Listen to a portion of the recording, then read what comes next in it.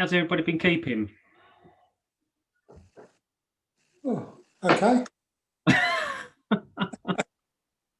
like, what have you been up to lately? Oh, well, I stayed in. Watching Boris on television. Yeah, stayed in, done some walking. I managed to play Christmas Monopoly with both my sons who are in different houses. So 3 houses playing the same game of Monopoly by each having the board in front of us and duplicating the moves that others were making in the other houses, and then just having a shared screen to check who owned what properties.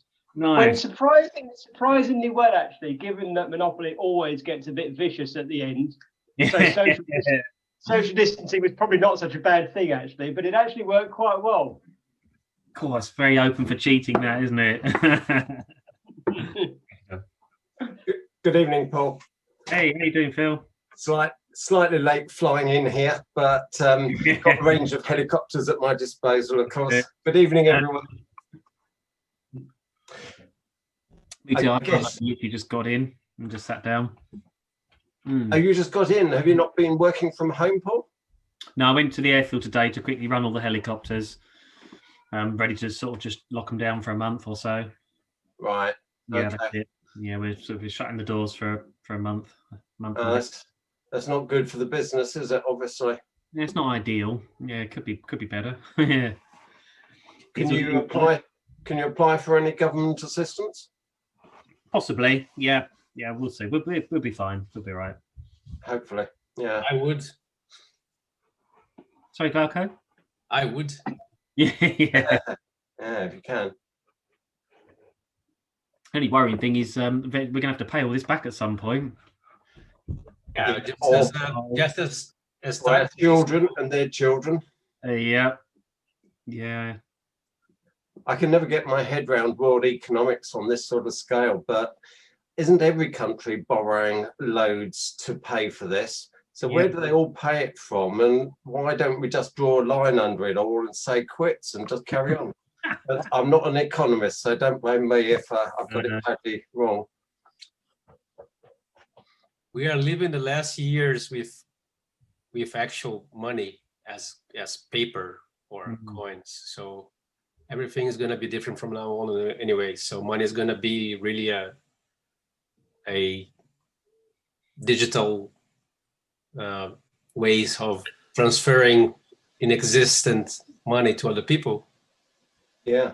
So we are going through the cryptocurrency anyway, so they don't need to invent that. They are actually spending more money to actually print money. I see Bitcoin's gone on the back up again, isn't it? Sorry? I see Bitcoin's on its way back up again.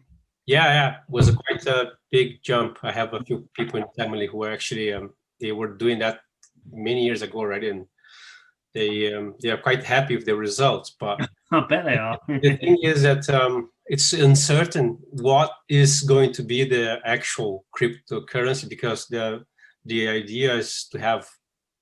I think that's what the powerful people behind is. They want like one currency for all or something like that. Which is I find it ridiculous, anyways. Evening, everyone. We should call it the euro. Evening, Paul. Hey, Jonathan. How you doing? All right, how are you? I'm all right. I'm actually eating a bit. Sorry, I'm eating a bit of Christmas cake. I'm starving. It's all right. Wonder. I apologise. I've got some apple to eat, so It'd normally be pizza, but no pizza yet. Hasn't arrived yet. Yeah, I'm going to have a look for mine, so I might disappear from the video, but I'll be listening. No problem at all. So I know there's somebody going to be driving home listening tonight, so that's good.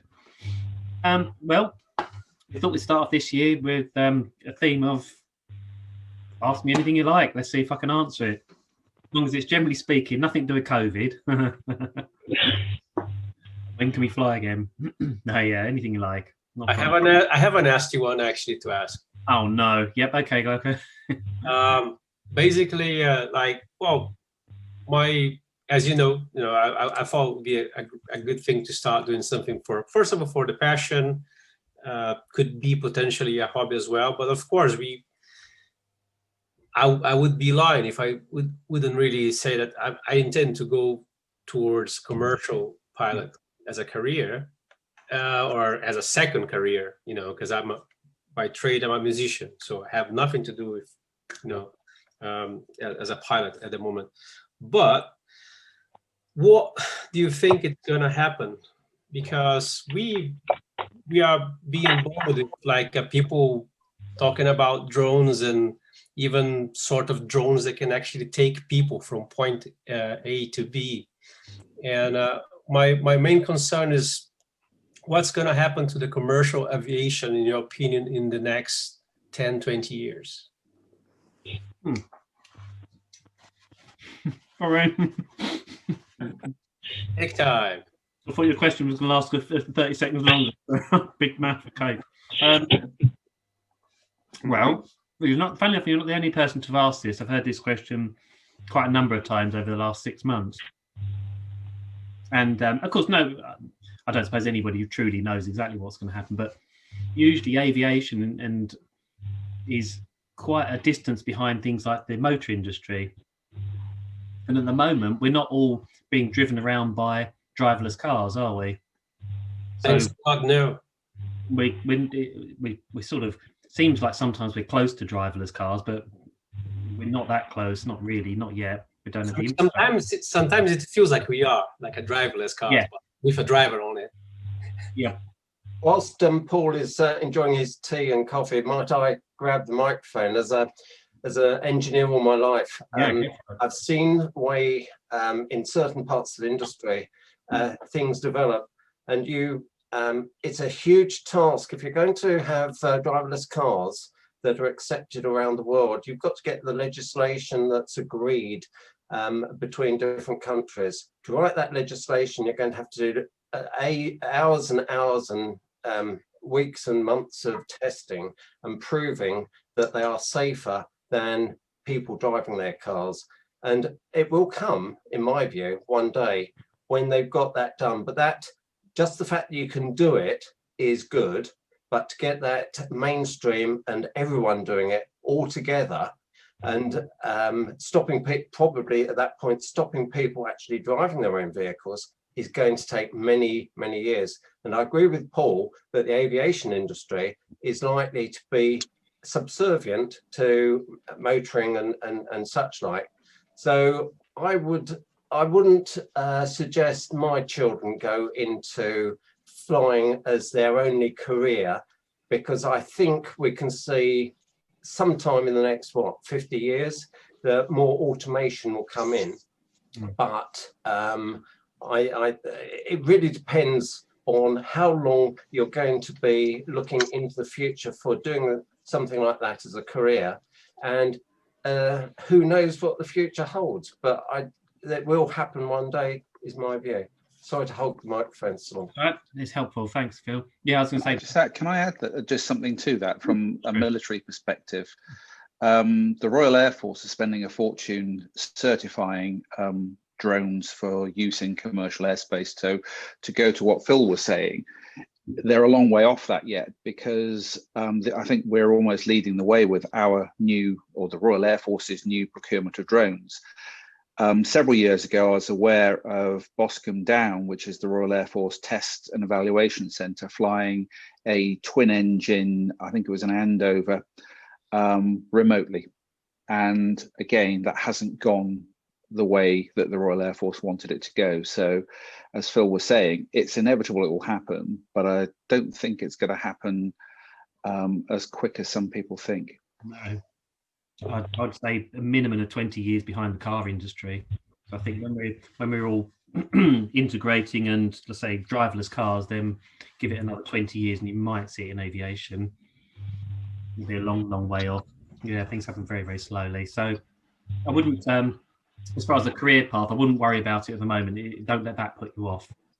I feel a little bit less concerned about putting such time and money as well and efforts to get this license, because it's a big decision. I mean, if you're doing, of course, just for leisure, for as a hobby, it's great, and if you can do it.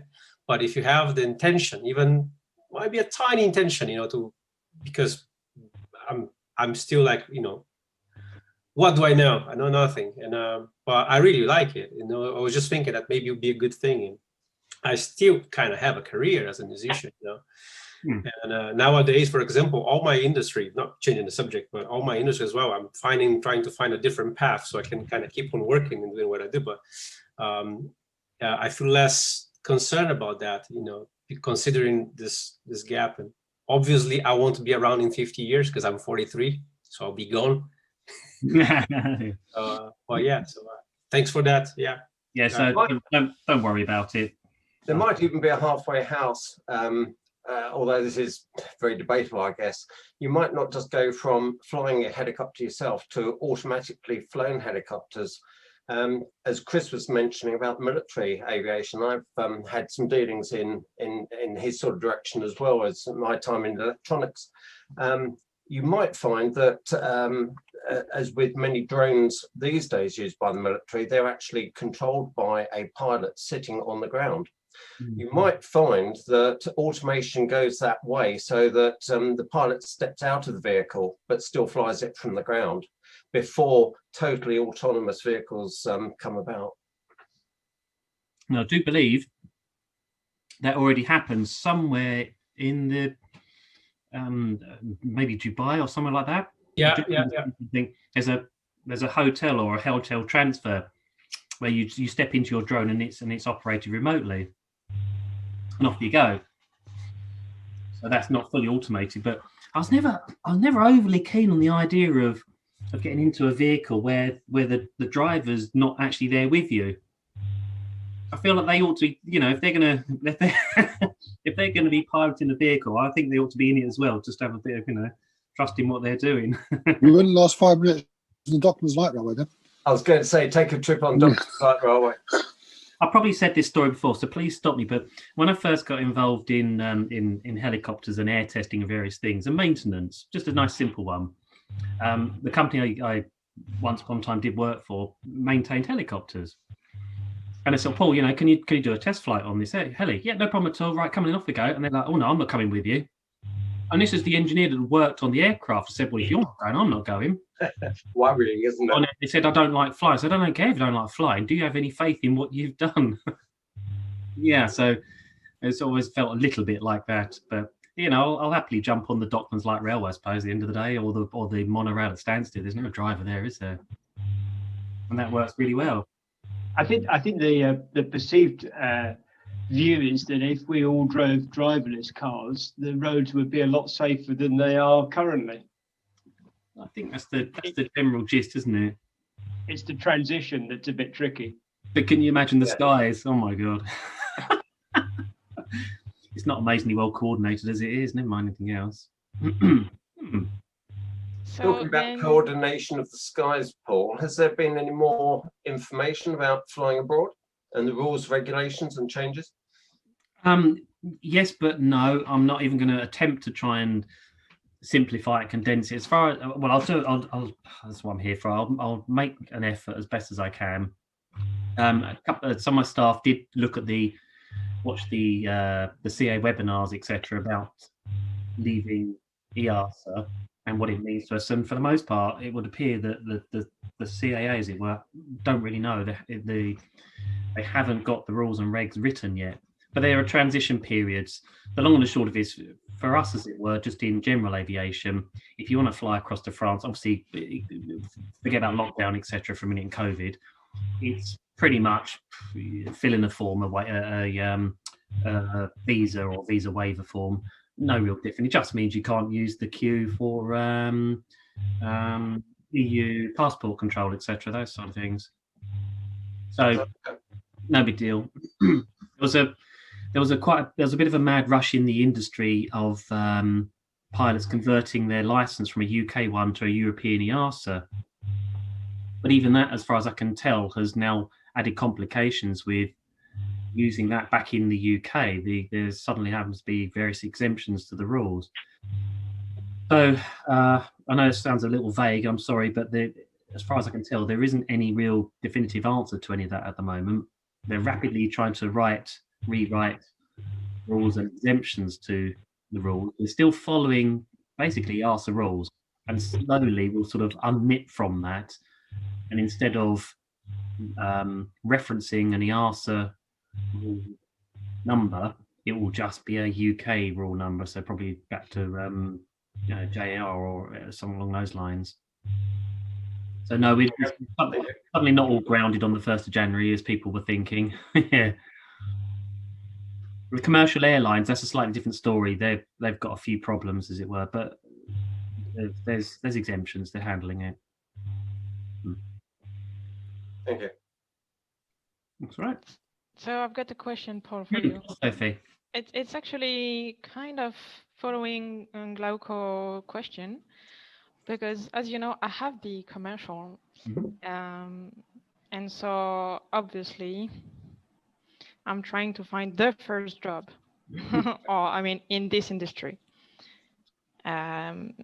So what kind of question, if that it's gonna be my first job in this industry, obviously I have another job, but like a kind of backup.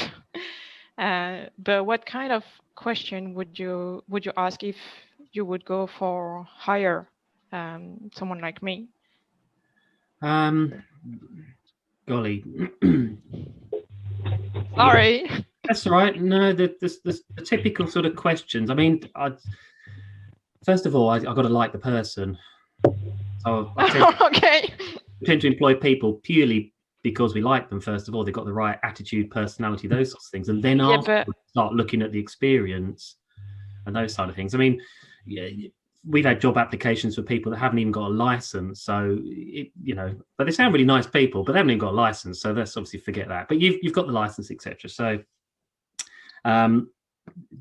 yes, just having the right attitude and having that sort of connection with a person carries an awful lot of weight. And this even stems back. I used to train the chappie who used to hire and fire pilots and cabin crew for EasyJet, and he said exactly the same thing. You can have all the experience in the world, but if you've got the wrong attitude, then you're not going to get the job.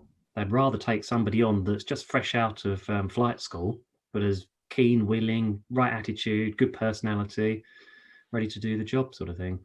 But that's considering COVID right now, that means seeing people, which for the moment it's kind of forbidden, right? Yeah.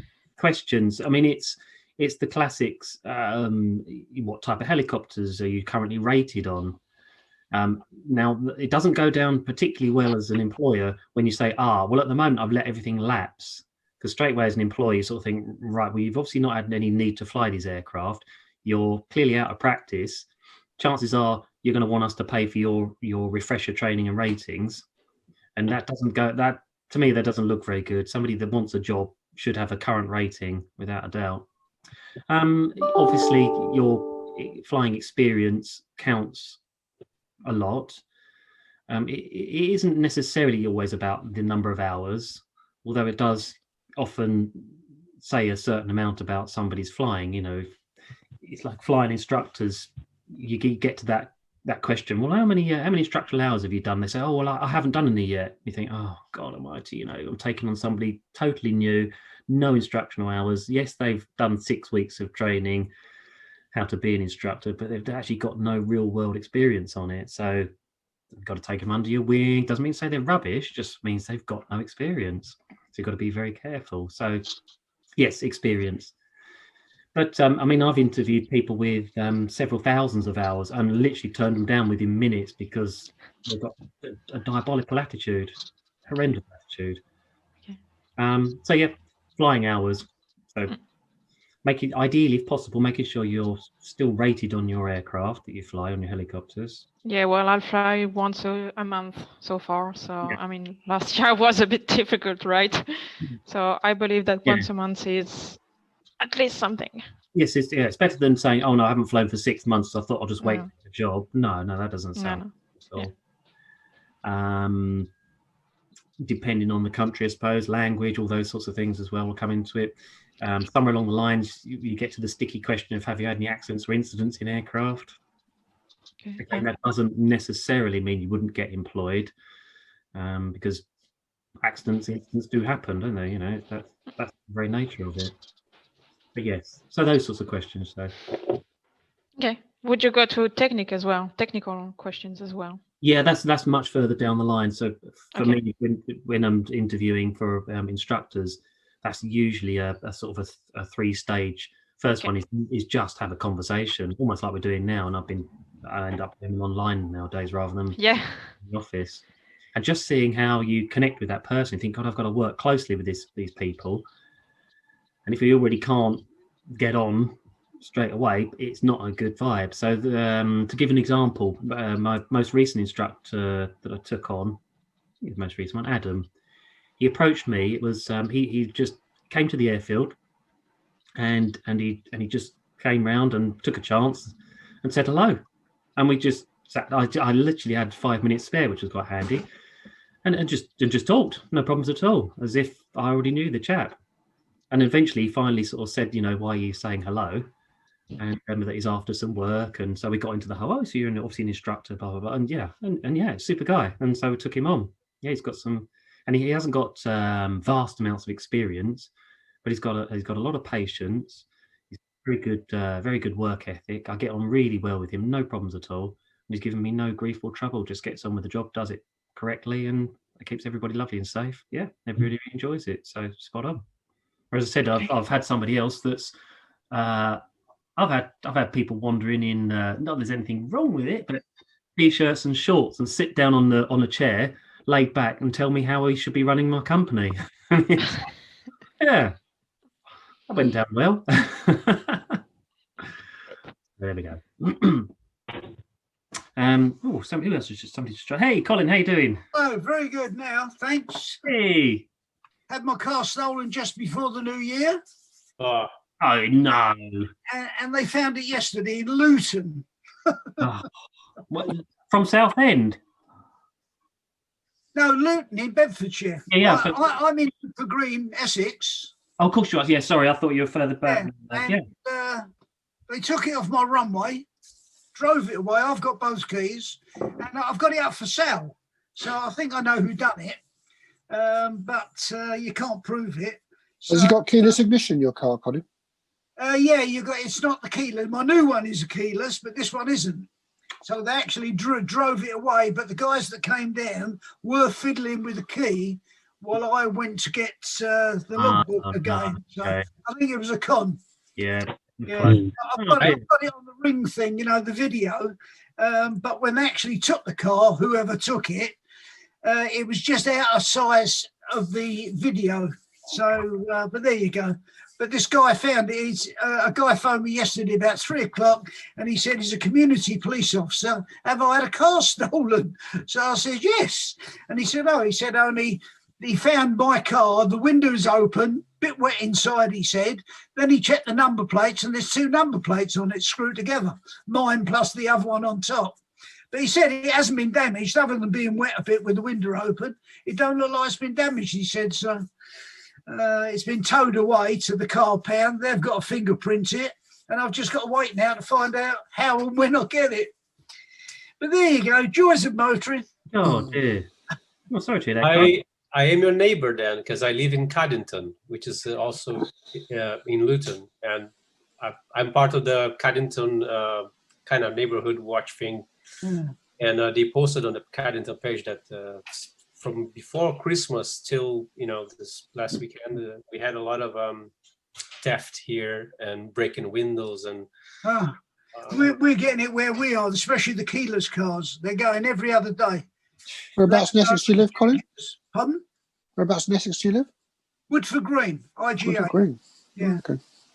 But they're going like hotcakes around here. And 2 months ago, I had a lot of my tools stolen from my workshop, which is underneath the house. But that was insured. The car wasn't insured, believe it or not.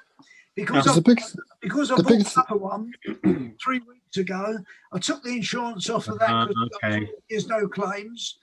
And so I said, well, how much is it to insure it for 2 to 3 weeks while I sell it? So they said £250. So I said, well, that's ridiculous. So I put it on sold. It's on my runway anyway, and I wasn't going to use it. So I wasn't insured. So, but lucky I've got it back. Because the big thing at the moment is catalytic converters. Yeah, they're doing that around here as And well. my car is one of those which is vulnerable. Well, Primus? Prius. Yeah. The Mark II and Mark III Priuses have got the catalytic converter in an easy to get position on one side of the chassis. So Yeah, they're around by us as well. They're taking them, but the broad daylight in supermarkets, they're taking them. They just come along, jack the car up, 1, 2, 3. yeah, that happened to a friend of my mum's actually. They were in the Sainsbury's in Stanmore, and he was just coming out, and you can see somebody jacking up the car, ripping out the converter, and running off with it. Yeah, trouble is, When he tried people to confront them, they looked very intimidating, and he had to sort of whenever you speak let to them the go. supermarket, they've never got a camera that's working. Yeah. As long as they don't get a taste for rotor blades. No, you might notice them missing though. Yeah. You never know. Right, who else has got a question?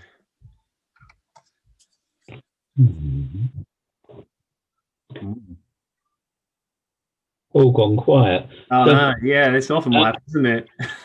Okay, Paul, then between the R44 and the R46, the sort of the piston engine and turbine, how does the drive differ from the output of the engine, how it's connected to the rotors and so on?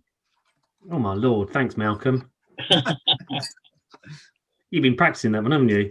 No, it's something that I've sort of thought about, because I know on the R44 you've got the belts and Yeah. they tension and do it, and I was just sort of working out how it works on the output shaft of a turbine, how it sort of connects and works.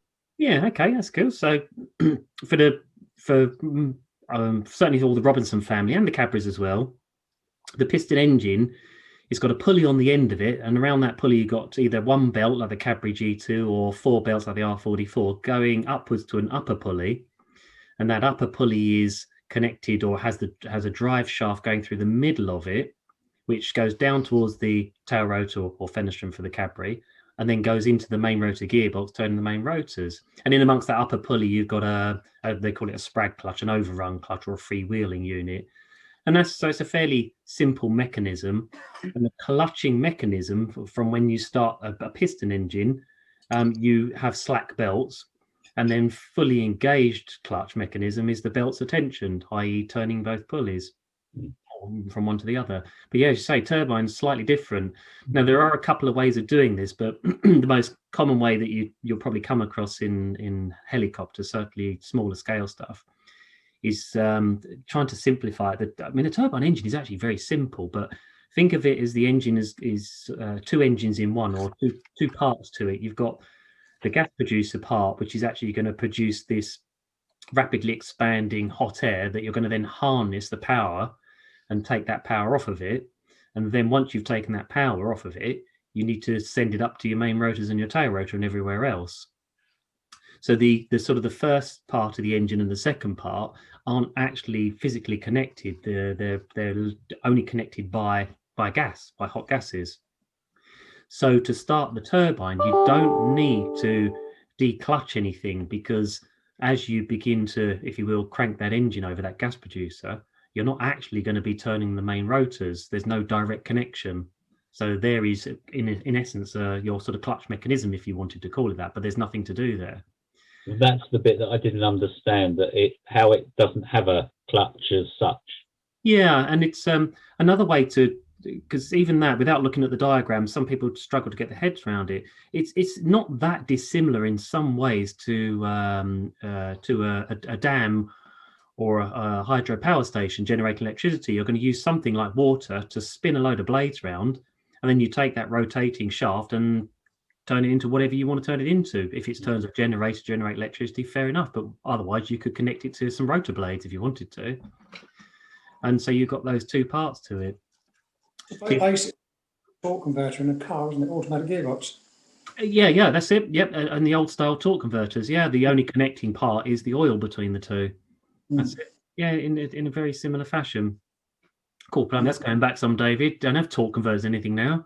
I don't know. Some of the car manufacturers coming back to them. Are they really? Yeah, Fiat Ducato van have just launched a 9-speed gearbox with a torque converter. Torque converter. Yeah. Well, I think it's It's a conventional automatic gearbox. Okay. Those manual automatics are horrible, aren't they, really? Because torque converters aren't amazingly efficient. You lose No. quite a lot in friction and heat in them. No, but I think they have a lock-up, don't they, sometimes when they get to a Yeah, certain- that's right. Later on, there was a lock-up on them, so you only had that slipping action just for first gear, for instance, those sorts of things.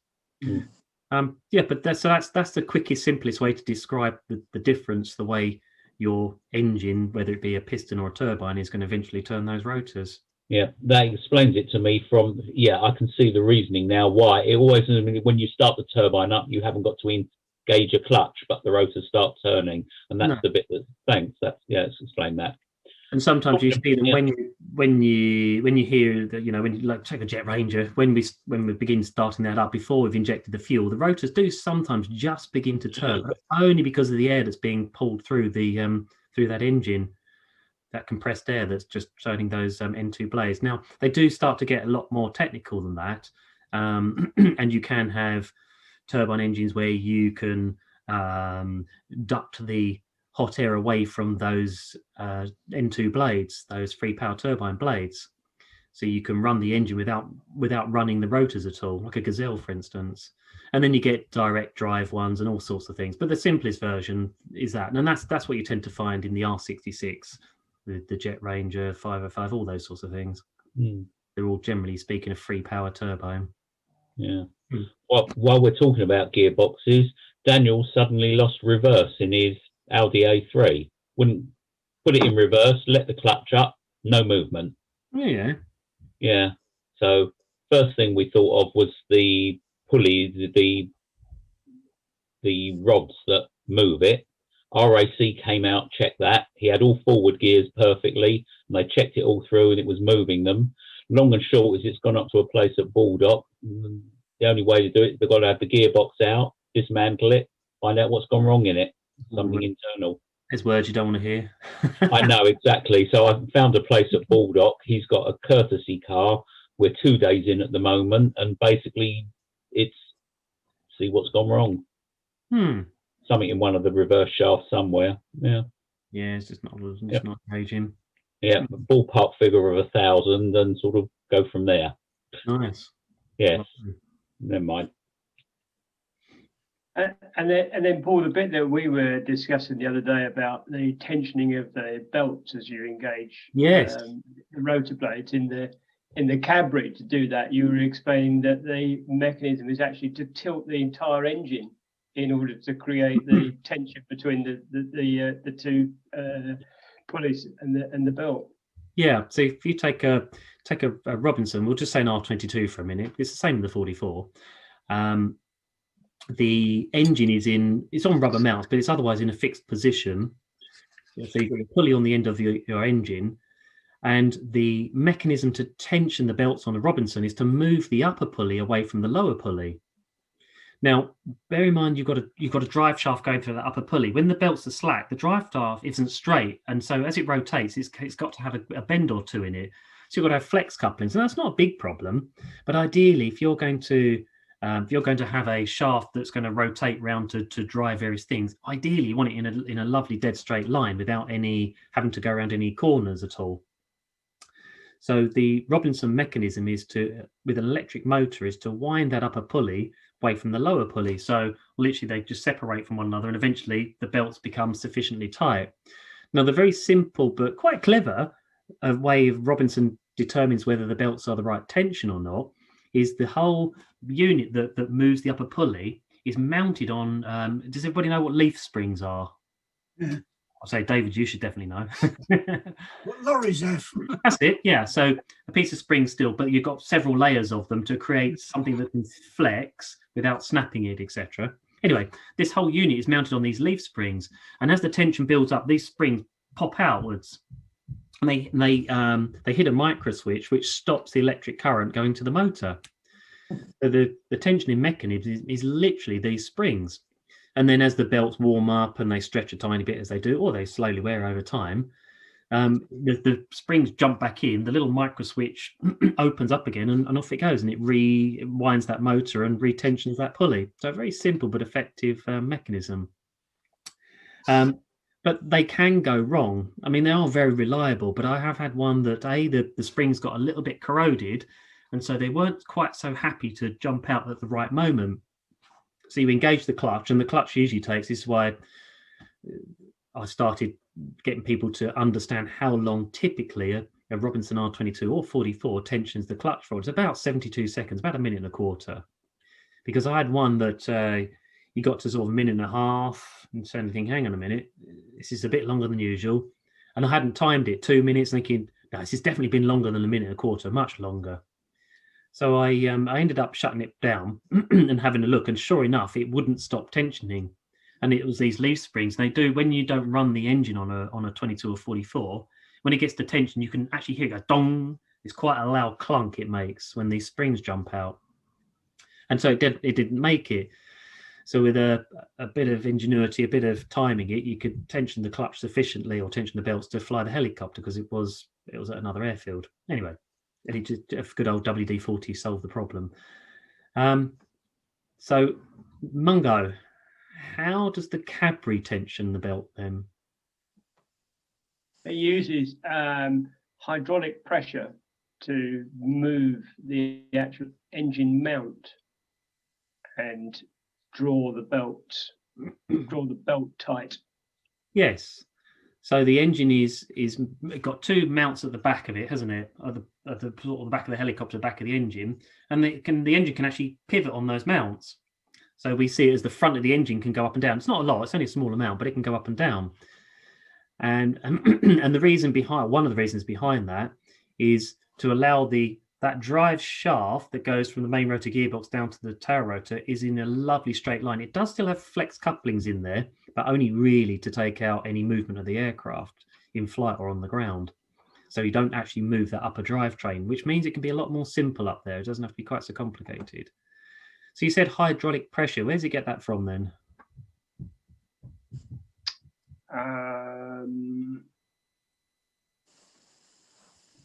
The engine oil pressure. Yes. Yeah. So it uses engine oil and engine oil pressure to, as you say, to hydraulically pump up a piston, a ram, that actually, with a little cantilever, moves the front of the engine down. So one of the things that when I first saw the Cadbury, I thought, oh, this is different. Okay, I get it. It's a lot simpler in a lot of ways. And so I said to him, so how does it know it's got to the right tension? And there's a sort of and I thought they can't really answer this question properly. And eventually I got it out of them by asking them, oh, how does it work? Tell me, because I couldn't see one. I could only ask them about it at the time. And realized that this thing just applies constant pressure via the hydraulic ram to the belt. And I'm thinking, bloody hell. So there's no regulating system as to how much pressure gets applied to that belt, i.e. it'll apply as much pressure as there is engine oil pressure. I thought, wow. Now, don't get alarmed, anybody that flies Robinsons. In Robinson terms, the tension on the belts it's not critical, but they don't want them too tight and they don't want them too loose. Fair enough. They don't want them breaking and they don't want them slipping. Get it? So that's why you have a very precise tensioning mechanism that can retension in flight. Well, on the Cadbury, it was kind of, well, it just applies that pressure all the time. Okay. So there's no regulating method. And it's only when I saw the belt that the Cadbury has, and I thought, I can see why it doesn't matter now. It's a pretty sturdy belt.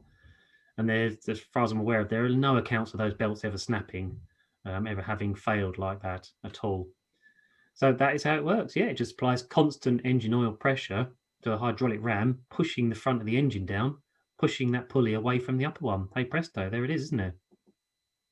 Some modern car engines now that have adjustable belt. The belt is a fixed, it has to be forced on to the pulleys. There are no adjustments. Yeah, there's no adjustments, is there, on them? A bit odd, but obviously works. Yeah, I mean, those multi-rib belts that are reinforced inside with nylon fibers and whatnot are so damn strong that often the problem was if you over-tension those belts, it wasn't about the belt wearing out and snapping, it was damaging the bearings in the various pumps and pulleys. You know, if you had it around a water pump, for instance, you could easily damage a water pump. No problems at all. So Oh, also, I was sorry. wondering with Mungo and David as well, because you fly the Cadbury. You must have seen it by now. Engaging the clutch from a cold engine and engaging a clutch when the engine's been a lot warmer. Is there a difference in Yes. time, maybe? Quicker when it's hot because the oil's thinner. Yeah, so the oil flows much quicker into the hydraulic ram. So on a hot summer's day, you can actually have from flicking the clutch switch to fully tensioned less than 10 seconds. Whereas winter time, like today, for instance, 2 minutes it can take. Yeah, it can take much longer. So you can't sort of time the tensioning on a Cadbury belt, but you can use some common sense on it. So in winter time, if the process of engaging the clutch, and it does have a light there, it's an oil pressure light. If that light went out within, say, 30 seconds and the rotor turning, I'd be a little bit skeptical as to whether that's properly working or not. Yes. Would the weather also have the same effect on the R22? No, because it's done with an electric motor, it barely makes any difference. I mean, the electric motors are a tiny bit slower when it's cold, just because of the temperature of the grease and those sorts of things, and maybe the voltage of the battery is just a fraction lower, those sorts of things.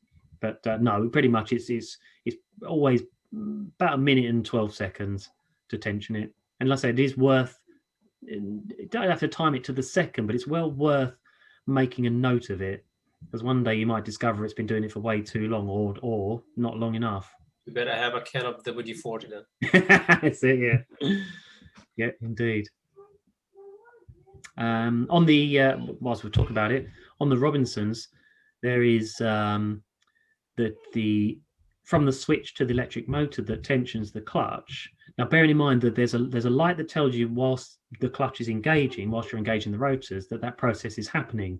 And the idea is when the light goes out, it's fully tensioned, and that's all you've got to go by, other than timing it, which not everybody does, and listening to the sound of things.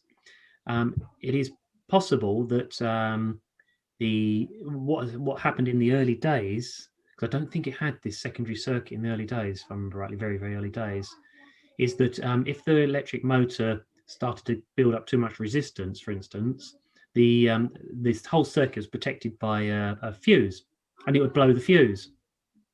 The clutch light would go out, and you think, hey, we're ready to go flying, off we go. And potentially you go off flying with a not properly tensioned or tension drive belts, and that also can't now retension in flight because it's blown the fuse. So what they did is they effectively kind of made two circuits. There's a circuit for the motor, and then there's a circuit for the light. And if the motor has a problem, the electric motor, then it blows a much lower amp fuse than what's protecting the bulb. So the motor stops, but the light stays on, because you can see that it hasn't actually engaged properly. So if, like I say, if you sit there for more than 1.5 to 2 minutes on a Robinson, and it still says it hasn't engaged the clutch fully, it's probably worth shutting down. It's either blown the fuse or they can have bad connections on them. But it doesn't say anywhere in the manual about 72 seconds. It's just experience. Yeah, it's just, yeah, that's right. It's just one of those things you slowly pick up on in time. It's only usually when something's happened to you, you realise the value of it.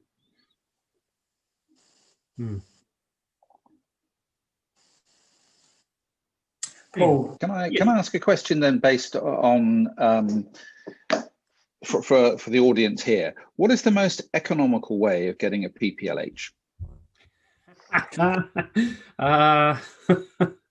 Probably go and forge the document and say, look what I've got. The most economical. That's very well put, Chris. Thank you. Rob a bank. Yeah. Yeah. Elstree Copters, isn't it, Paul? Before we become cryptocurrency, right? Yep, that's it. Sell everything you got, and yeah. Well, it is without doubt to do your homework, and I don't mean as in necessarily the exact place to learn to fly. I just mean study before your lessons and those sorts of things. The more effort you put in on the ground, definitely the better it goes in the air. And we do see that. Now, I appreciate not everybody has that spare time on the ground, although I'm not sure many people have got much of an excuse at the moment with lockdown. But we do see that the students that pass in closer to 45 hours are the ones that have got their heads buried in the book pretty much most evenings, They sort of live, eat and breathe helicopters and flying and air law and all those lovely things. Whereas students that have done no study for between lessons, they still enjoy it and they'll get there, but it takes a lot longer. So that's without doubt. Finding the right flying school, absolutely. It was only when a long time ago, as a potential new student, I didn't even know it was at the time, somebody come in for a trial lesson, and I greeted them in the usual way and sat down and had a chat and all the rest of it. And we went off and flew. And it's only afterwards he told me that he'd like to learn to fly. And he said, you know, and he'd already been round all of the local schools. And one of the worst ones was where he walked in and the instructor said, "Oh, right, you've come for a trial lesson." And he said, "Well, actually, I'm trying you out to see if this is a school I want to learn to fly. And you've just failed," and walked out. Just didn't even fly with them. So, and I kind of, that still sticks with me. And I try to remember that. And we do advise people, you know, you want to find the school that works for you, and that if it's a massive, big, glass-walled, marbled, floored building, etc., then so be it. And if it's a little porter cabin in the middle of nowhere, then fine, whatever works for you. You want to find the one you're comfortable with. Certainly, the instructors you're comfortable with, the aircraft most definitely that you're comfortable with, and don't forget to put in all the work and effort behind the scenes. Unfortunately, when you start, you're green and you don't really know what to Yes, do. that's right. That problem at Southend. Yes. So one of the things we do say to people, it's not meant to be a sales technique. It's just, if you want, try all the helicopters. If you know that something's way out of your budget, like the R66 is the most expensive one we train in, then if it's outside your budget, then you can scratch that one off straight away. No problems at all. You can always have a go at it at a later date for a bit of fun, but that can be scratched off. If you're too big for an R22, right, well, that's narrowed the field down a little bit more. But otherwise, yeah, try them all. Because you just have no idea until you've tried different types of helicopters, a bit like driving different cars. You've got no feel for them whatsoever. And quite quickly, we can usually suss out which one you performed best in, which you think you'd get on better with. And it isn't always I'm not going to say the word cheap, it's the least expensive one. So everybody assumes it's the most economical to learn to fly in the R22, but that isn't always the case. They're a good little helicopter, but if you're not very comfortable in it, they are pretty lively. They're better with the new style rotors on than the old style rotors. But yeah, if you're struggling with that, you're going to take hours and hours, and it's going to cost you more in the long run than getting into, say, the R44, which is much easier, smoother, more forgiving, which is a bit more per hour, but overall you'll do it in less hours, or possibly the same hours, but now you've also got an R44 in your license. So yes, it's one of the ones I hope we get a lot of good feedback. It's the one thing where we try to really help people work out which helicopter. Some people have always got it in their mind, it is going to be the R22. That's it, full stop. That's all I want to learn to fly in. That's fine. But until you've tried the others, you've got no idea what to expect. Whereas I do know other operations would put you straight into a particular helicopter and say, that's it. That's the one we teach people in. And you've got no choice. There is no variety.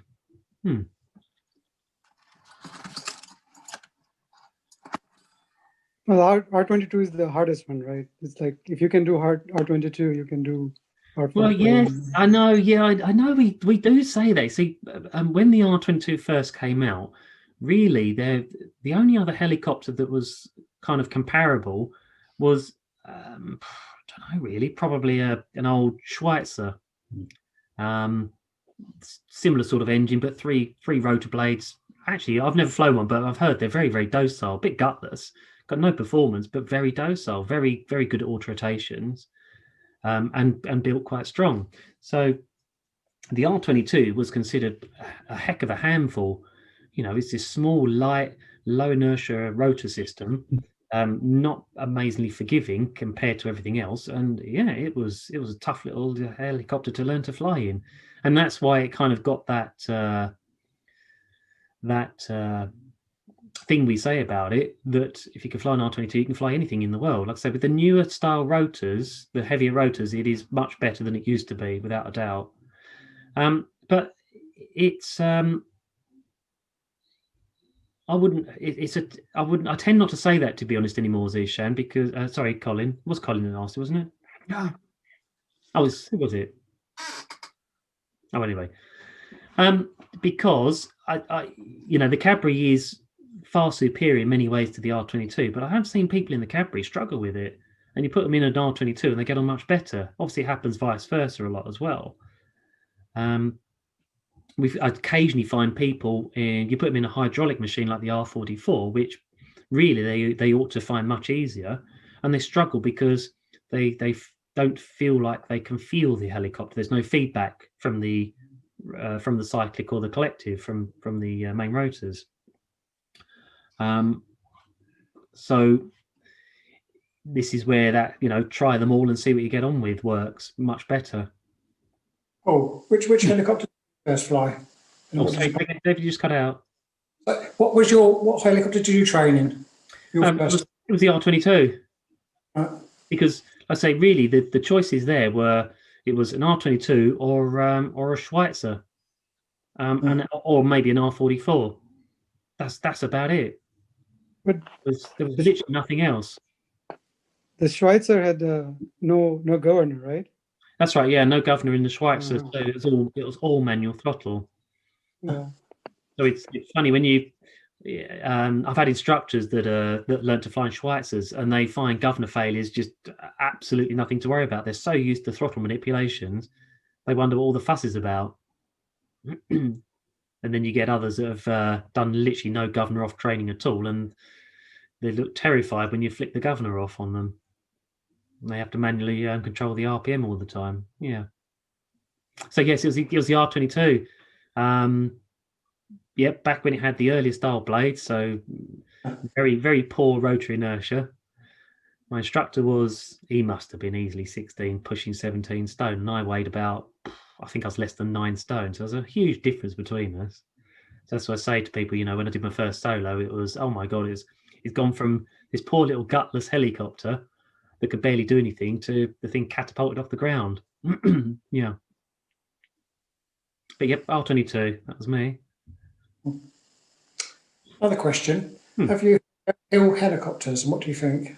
Hey, that question is cropping up a little bit more. I first heard about them 10 years ago. I think it was about 10 years ago when they first announced that they're going to build this new helicopter completely from scratch, engine, the whole lot. And I just thought, well, good luck to them, and I hope they make it work. But many, many companies have tried this and lost millions and millions in doing so. And then slowly the drawings, this is what it's going to look like. This is what we're going to do. And you think, yeah, it looks pretty good. It looks all right. And I've been, funny enough, somebody just asked me to look into it a bit more recently, because they were actually entertaining the idea of buying one. And putting their money down on it. And I thought, look, I certainly can't tell you what to do, but if it was me, if it was my money, no way. Not to begin with. Give it 5 or 10 years first of all, of flying around and proving that it's safe, worthy, and as good as it says it's going to be. Because that's a very risky strategy otherwise. A brand new. Which one is this? Sorry. This is the Hill helicopter. Looks good. I mean. On paper and on their website, it looks good. I must admit, sounds good. Turbine. It's a 5-seater, isn't it? Turbine. It's a 5-seater. The turbine engine looks really good, but they are making it themselves now. Good in some ways because they're applying all modern techniques to develop it. So Chris, it's got 3 sort of external combustion chambers. God, I can't remember what you call that now. Where they all feed back in. Damn it, I can't think what they call that. But it looks good. It's meant to be super efficient, but actually, when you look at the figures, it's not that efficient. 5-seat composite materials, looks very sleek, fast. Looks good. It's amateur builder, isn't it? Going to me to start with. Now this is where it starts to get a little bit kind of sticky. To accelerate the certification process, it's now going to be classed as home built. So what you do is you go to the factory, you pick up a spanner and a screwdriver, you hold a nut and a bolt and a screw, and you sort of offer it up to the helicopter, and there's your contribution towards building it. Otherwise, it's all built by the factory. So that's their attempt to fast track the that certification process. So yes, it's going to be classed as home built to begin with. Yeah, that's a good luck to them. It's it's the sort of thing that the industry needs. New innovative designs and people trying to push the push the aircraft into the 21st century, as it were. And this is where the 13 years ago, isn't it? Yeah, 13 years ago, when the Cadbury first got announced and came out, it was like, wow, this is unbelievable. In the civilian general aviation market, you've got this carbon fiber, quite modern looking, very robust little helicopter. But it took a good 5 years to kind of really start to prove itself, and for people to really start purchasing this in it, the Cadbury. So, but yeah, have a look afterwards. Have a look at Hill helicopters. Yeah, is that the one, Paul, that has got the collective is forwards and back rather than up and down? Yeah, they've kind of redesigned it from ground up. Yeah, it's still got rotor blades, etc. So it's still a helicopter, but yeah, they've even thought about the controls. Does a collective lever need to go up and down? Why can't it just go forwards and back?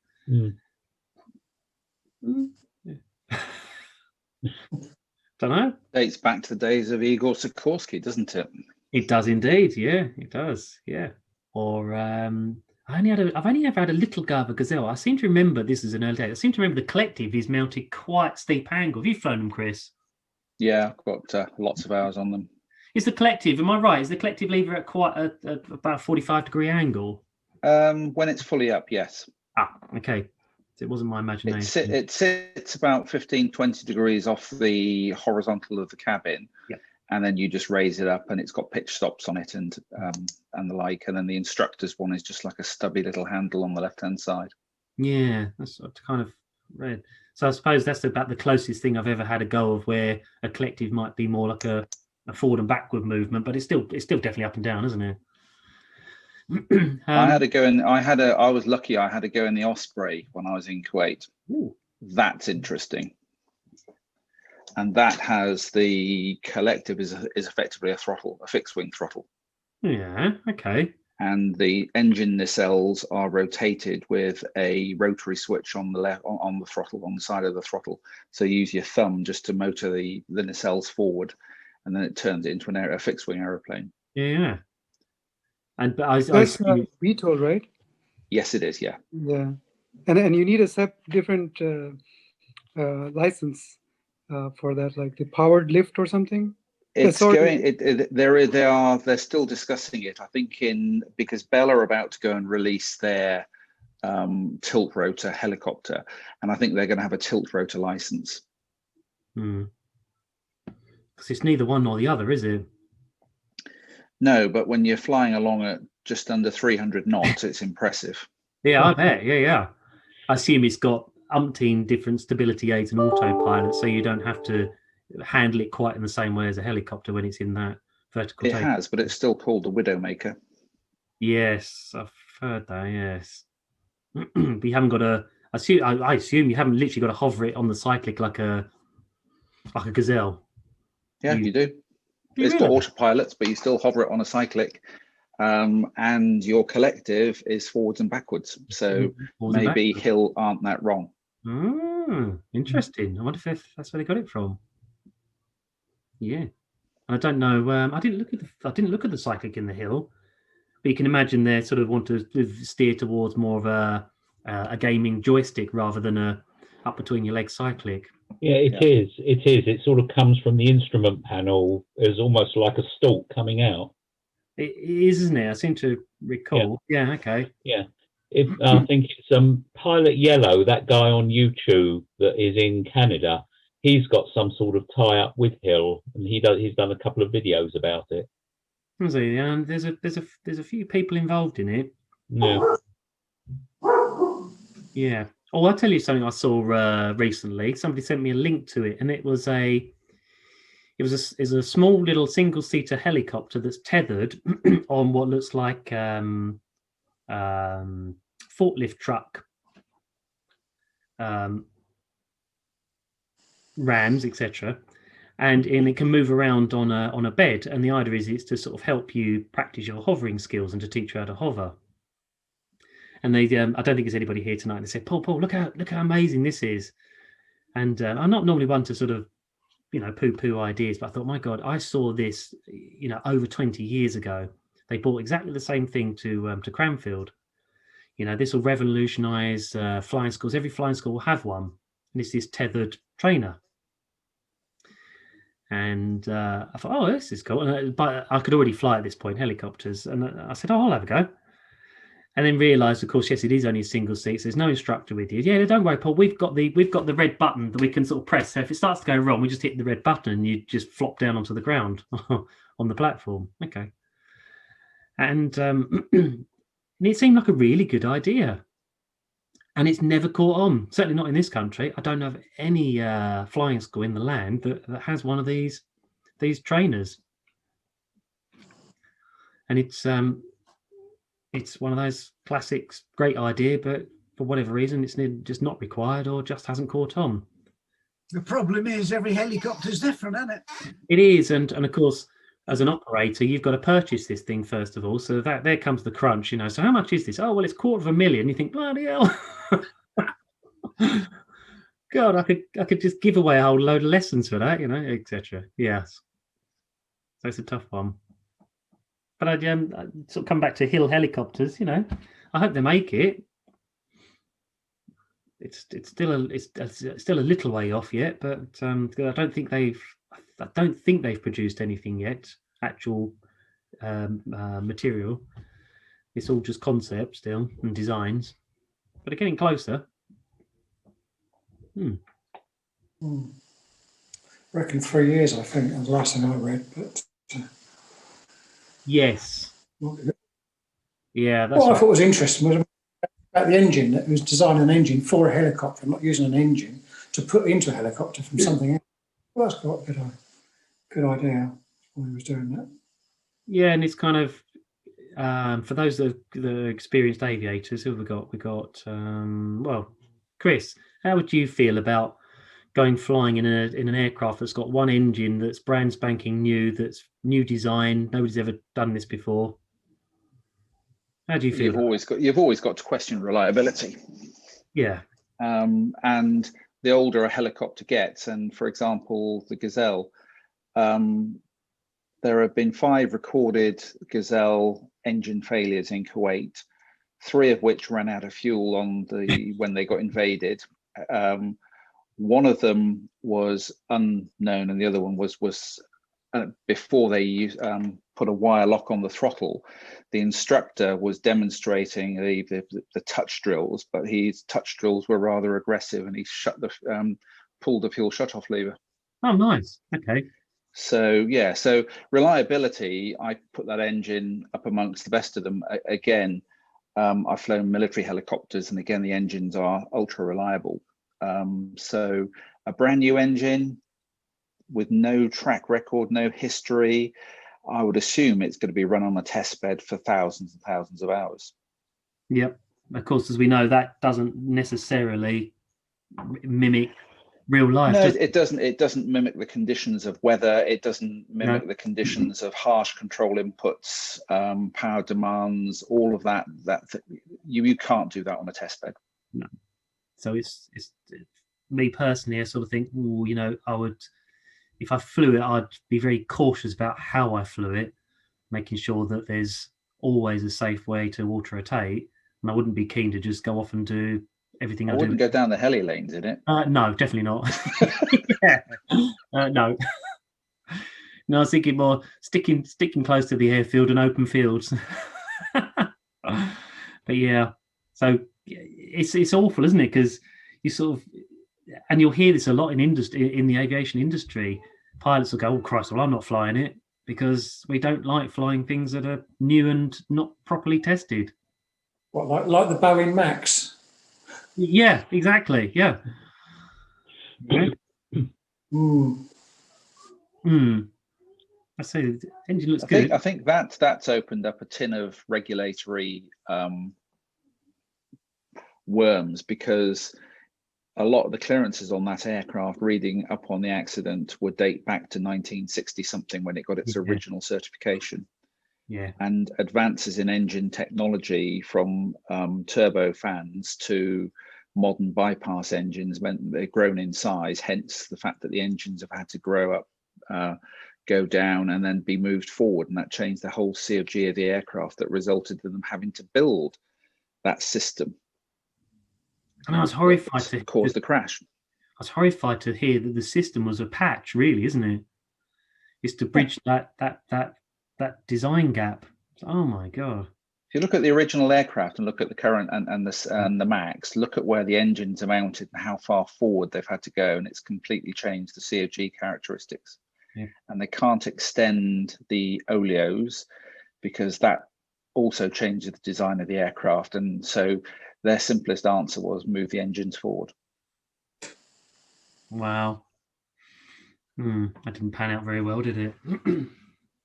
No, I saw on a completely different. I saw a lovely tea mug up for sale on one of the military sites, and it said engineers using GCSEs to fix what degrees broke. Yeah. All right, that's good. They're flying again, aren't they? The Max? Do they think? Just started the last month in the US. Yeah, just started, didn't they? Yeah, do they are. Apparently they're all right now. They were offering passengers the option to not board if they really. I think they still are, aren't they? They still scare people. Yeah. It's not one of Boeing's finest hours. No, not ideal. No, not ideal. Right, who's got it also comes back to the basic training of pilots as well, in that they're training them in a simulator now, and they've got very, very little hands-on experience, and actually controlling the aircraft in an emergency situation like that is what was overwhelming. Both crashes were recoverable, but you had to know what you were doing. Yeah, I suppose that's the problem, isn't it? The pilots of the original crashes weren't trained in simulators to handle that situation, were they? Yeah. No real preparation at all. No. I've got a question, Paul. Of course, Jonathan. Could you describe retreating blade stall? Yes, certainly can. Right. So, if we try and do the simplified version, of course, if we were to look at a helicopter in the hover, so not flying forward, no wind blowing at all, so we'll just say zero wind condition. If we were just to look at the rotor tip of an R22, it's typically traveling around about 400 nautical miles an hour. That's if you stood on the tip of the rotor, that's the sort of the wind you would feel in your face, about 400 knots. Now, that's good, because if you were to look at the lift formula, we'd discover that we really don't want that to vary, because otherwise portions of the rotor disc will start to generate more lift than another portion of the rotor disc, and that's really bad, because that can make that rotor disc want to pitch or to roll in all sorts of directions. Now, my understanding is, anybody who knows the story for real, please do correct me. I've got no problems with that at all. But Sikorsky's helicopter, the sort of the flying bedstead, as it were, he got it hovering, no problems at all. But as soon as it either tried to fly forwards or there was a gust of wind, it would go out of control, and it would and he'd lose control.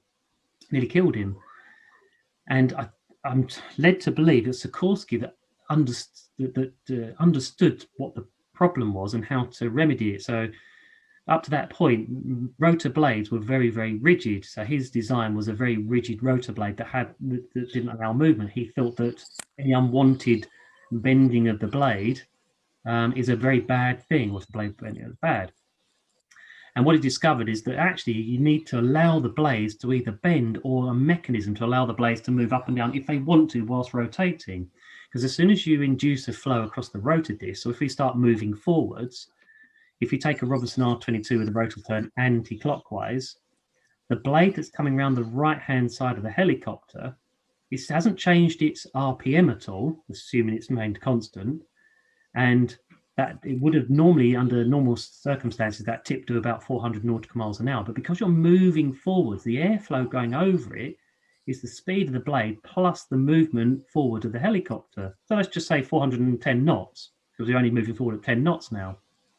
Whereas the blade on the other side is still doing, or it was doing, 400 nautical mile an hour at the tip, but it's going away from the wind. Now it's moving much faster than the wind, but the wind has a slight negative effect on it, reducing its airspeed, and just brings it down to, say, 390. So out the right-hand side of your helicopter, if you could watch that blade and feel it in slow motion, that one's doing 410, and your blade on the left-hand side is doing 390. Now this starts to go into the whole dissymmetry of lift and then resolving that, and we get into flapping to equality and those sorts of things. But if we now take that a lot further and we start looking at much higher airspeeds of the helicopter, so you start doing your 100 nautical mile an hour, for instance, the blade on the right of the tip's doing 500 nautical mile an hour over it, over the surface, and the blade on the retreating side, on the left-hand side, is dropped back down to only 300. Now, that's not a problem in itself. The blades flap to resolve dissymmetry of lift. But at some point in the equation, if you were to, just still looking at the tips of the blades, fly that helicopter fast enough, so we're really going to push the boundaries here just to sort of, whilst we're talking about the tips, if we were to fly forwards at 400 nautical mile an hour, the rotor tip on the right-hand side would now be doing 800 nautical miles an hour through the air, but the one on the retreating side, directly out your left-hand side, will be doing 0. And if it's doing 0, it's not generating any lift. So there's an extreme. Now, if we start to look not just at the tip of the blades, we start looking down towards the root of the blade RPM-wise is still doing the same. So a little over, oh golly, a little under about 500 revolutions per minute. But the velocity of the wind over the root of the blade is much slower than the tip. So if we just took that Robinson R22 back into the hover again, with the blade spinning around, you're hovering quite happily, the tip's doing about 400 nautical mile an hour through slicing through the air, but the root might only be doing 100, just in this example. So if we now accelerate that helicopter forwards, once again, the advancing side, that right-hand side of the helicopter, that blade swings around the right side, that's not a big problem. It's the retreating, because gradually the root of the blade, the airflow is getting slower and slower and slower. The pitch, the way the air strikes it, the relative airflow, the angle of attack is increasing more and more due to flapping down to try and compensate for the lack of lift. And eventually, just like the wing of a plane, that blade will begin to stall. So Jonathan, throwing it back at you, where does it begin to stall then? At the tip or the root? The left-hand side of the helicopter, but when it's sort of more forward position or rearward position, the blade itself? I'd imagine on the left-hand side of the helicopter as it goes towards the rear. Yep, and at the tip or middle or the root? I would say at the root. Hey, that's as it's it. Slower. Yeah, bingo. So that's it. It starts on an anti-clockwise turning rotor in that kind of over your shoulder 7 o'clock position, going from near the mast outwards. And so what sort of effect does that have on the helicopter? Well, if it's stalling on one side, it's going to, I would have thought the blade would go down and the helicopter would tilt to the left, wouldn't it? Yeah, and pitch his nose up. I think I've seen a video of it. I've never experienced it myself, but I've seen a video of it. It looks pretty violent when it happens. So it certainly really happens at high speeds, I take it, isn't it? Yeah, it's at high speed. And it's one of the limits, one of the limiting factors of how fast a helicopter can fly. Just one of them. But it's also one of the complication to it as well is when you try to equalize the lift along the length of the rotor blade from the root to the tip, they have this thing called washout where they twist the blade. Right. And that means that the angle of attack at the root is generally higher than it is at the tip. So that means the stall happens at the root before it, and it then spreads out the faster you go. That's right. Mm. And so that's one of the things that the God, I can never remember the name of them. What's the Boeing helicopters that are going faster now with a pusher prop at the back? The Raider and the Raider. They actually slow the rotor blades down. Yeah. To overcome that problem. Yeah, it's bizarre, isn't it? Yeah, quite impressive. And we're not a million miles off of. Who's seen the Arnold Schwarzenegger film? Is it called The Sixth Day? Where they have these helicopters that, fun enough, look almost identical to a Raider, and in forward flight, the rotors stop and fold away. And it turns into a bit of an aeroplane then. And as it slows down, the rotors kind of extend back out, spin, and off it goes again. It turns back into helicopter. I still think that the Airbus solution, which is the one with two pusher props on the side of what looks like an Augusta 109, is a really, really good solution. Yeah, it's not that far for the tilt rotor, is it then? No. It's almost the same idea, yeah. But it's much less complicated than the tilt rotor because they're fixed. The whole problem with the Osprey is and I don't know if you've ever seen it transform to go into the belly of a hangar, but they fold the blades, they move the engine nacelles, and then the whole wing moves as well. And it's such a complicated mechanical system. That's where the failures occur. Yeah, you can't land an Osprey when the rotor blades are vertical because you'd ruin them. Oh, you can, but you ruin it. Yeah, exactly. Yeah, it would be quite spectacular if they tried. Yeah. Anyway, thanks for the explanation, Paul. That's. I hope that's a simple version. Yeah. Of it. So Airwolf is not possible. Alas, Airwolf is not possible. Now, a lot of things Airwolf did is not possible. But hey, it's Airwolf, so that's all right. We'll try not to, we'll try not to prove it wrong. Yeah, I was brought up on Airwolf. So was I. And it was about 15 years ago, and I finally actually got up close to a Bell 222, which is what Airwolf was. And in my naivety, I didn't realise, because I don't remember seeing the programme, that it's a teetering rotor head. It's only a two-bladed system, but my God, the blades are half wide. Unbelievable. Great big fat cord on them, huge, great things. But yeah, even bigger than the.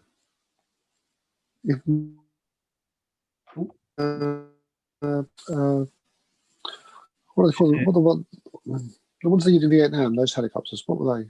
The Chinook, you mean? No, the Huey, the UH-1. Oh God, yeah, much wider than those. The Huey, yeah. Huey, the UH-1. They have very thick rotor blades, don't they? Yeah. Oh, yeah. There was an exchange pilot who was a friend of mine, and he showed me the party trick, and it's to do an engine off landing in a Huey, get onto the ground, lift, do a 360, land, and then advance the throttle. Yeah, they've got so much inertia, haven't they? Yeah, it's a good party trick. Very nice. Very nice. Anybody else with a question? Was there any mods on Airwolf? Because I was actually... it was one of my favorite series when I was a kid.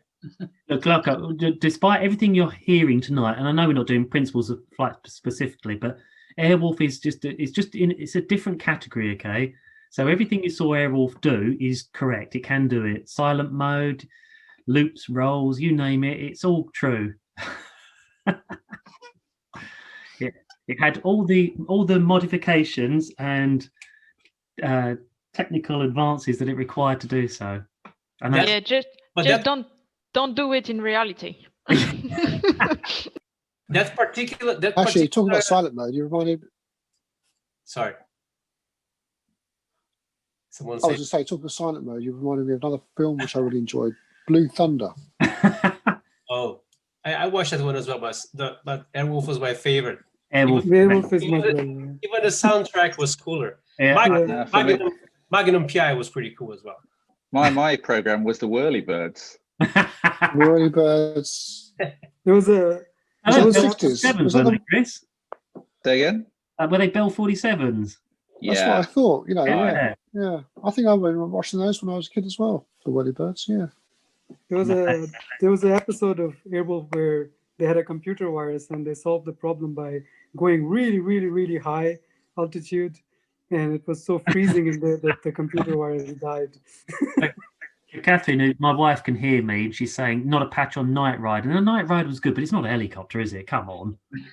No, it's only a car. but Airwolf wasn't driven by David Hasselhoff. No, well, this is true, yeah. Jan Michael And the Vincent. helicopter couldn't speak, could it?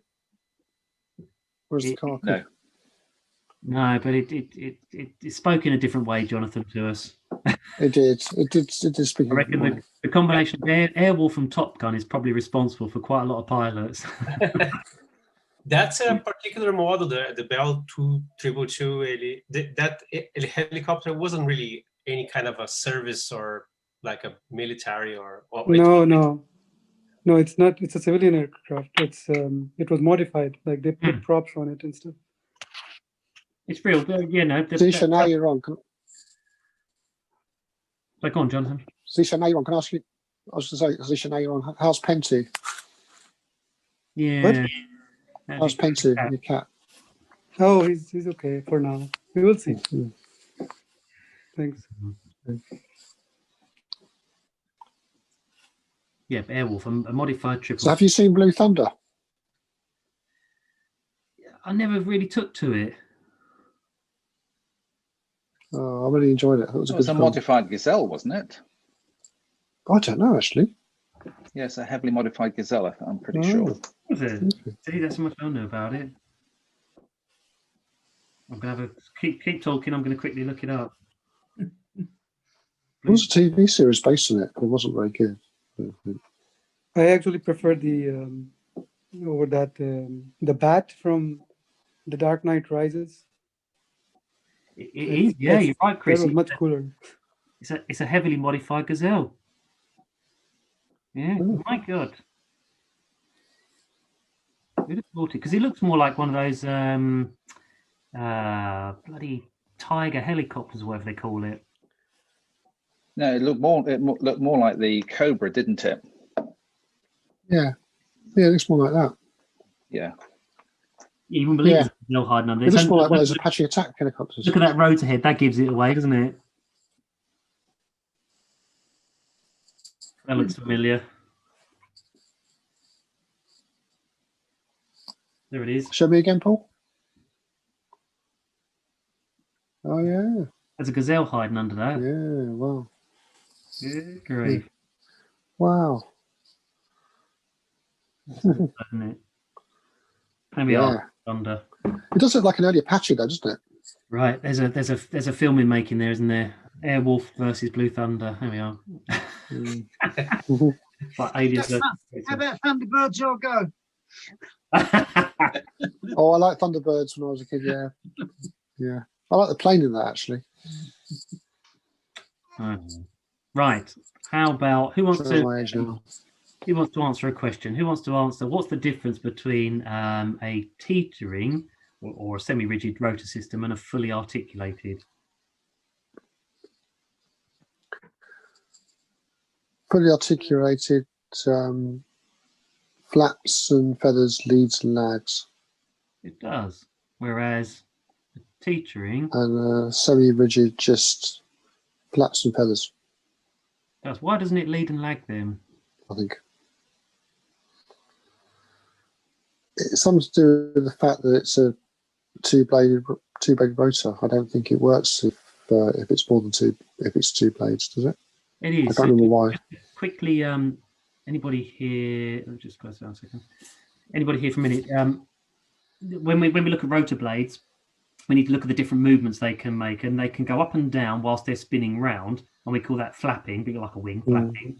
They can twist, and we call that feathering, but they can also go slightly faster or slower compared to one of the other blades. They can do this very slightly, and we call that, if it goes slightly forward this position in flight, then we call that leading. If it trails behind fractionally, we'll call that lagging. So we can hear that the real difference is that whole leading and lagging. So can you go any further than that, Jonathan? You're doing well so far. Oh, thanks very much. Well, I know that why does the R22, why doesn't it lead and lag? Is it to do with flapping to equality, which you talked about earlier? not that. I've forgotten, to be honest. Is it because it's a two-bladed rotor? It is. So what would happen if you had two blades, God, I can't stick away from one another? If they started to do this, what would happen? Fatigue. Imbalance. Massive imbalance. Yeah, the vibration levels would be unbelievable. But why does a rotor blade, why would it need to lead and lag? To relieve stress within the rotor head. It does, but why is that stress being caused? Transient changes in lift and drag. Indeed, we're going to get okay. And so why is it that a two-bladed system doesn't need to lead and lag, but a three blades or more does need to lead and lag? Because three blades need to sort of stay in position relative with each other, albeit that there are different points of the circle effectively as they're going round. Yeah, this is a really difficult one to, I find, just to try and describe without looking at pictures. So I won't harp on about it too much. But yeah, Mungo's right on track, because especially if you did it quite recently. To try and simplify it again, we have, if you look at Phil's screen, if you can see, we've got the R22 behind him, just the two-bladed rotors. Now, bearing in mind those blades do need to go up and down whilst they're turning round. And if you were to measure the rotor length from tip of the blade to the mast as they go up and down, that distance actually reduces and it lengthens again as well. So as the blade flaps up, the distance from tip to mast gets smaller, and when it flaps down, it gets longer. And that causes a small problem, because that blade, if it were to get shorter, would want to try and go faster compared to the other blade, which is probably doing the opposite. And so one blade is trying to speed up, whereas the other blade is trying to slow down. And hey, presto, they're trying to lead and lag. Now, a two-bladed system doesn't need to do that, because, again, let's say we'd need to look at the picture. So this is a good one for another night. But the way that rotor system is mounted onto the mast is more of like a gimbal setup. So the bolt that holds the rotor head onto the mast is a bit higher up than the actual blades themselves. So what you have to now try to imagine is that as those blades try to do this action of flapping up and down and seesawing, they actually move slightly inwards and outwards as they do it. So as a blade flaps up on a Robinson R22, it does also get extended very slightly, and it compensates. So it conserves its angular momentum, so it doesn't want to try and speed up and slow down. Whereas the blade that's flapping down, effectively getting longer, actually gets pulled slightly towards the mast, so shortens it. So once again, the measurement from tip to mast, it pretty much stays exactly the same. So there's no effect of it speeding up and slowing down. And we call that conservation of angular momentum. And when you get into multi-bladed rotor heads, you can't mount the head in the same way on a gimbal like you can on an R22. So you have to allow the blades to lead and lag to help stop all this imbalance as well. Are most two-bladed rotor systems teetering rotors? Yes. Hmm. Oh, hang on a minute. I'm sure the Hilly is still teetering, isn't it? It just has a stabilizer bar. Yeah, I'm pretty sure, Jonathan, that all two-bladed systems are teetering rotor heads one way or another. They have to have this same to alleviate the issue of the blades wanting to speed up or slow down. And so you'll read something in the books called Hooke's joint effect, which starts to explain that multi-bladed rotor system, almost like it displaces the mast, as it were, to conserve that angular momentum, to stop the imbalance, to stop it from shaking to pieces. Hey. Okay. Let's have a think. What about the good old Fenestron, which is that shrouded tail rotor on a Cadbury, versus conventional tail rotor on a Robinson?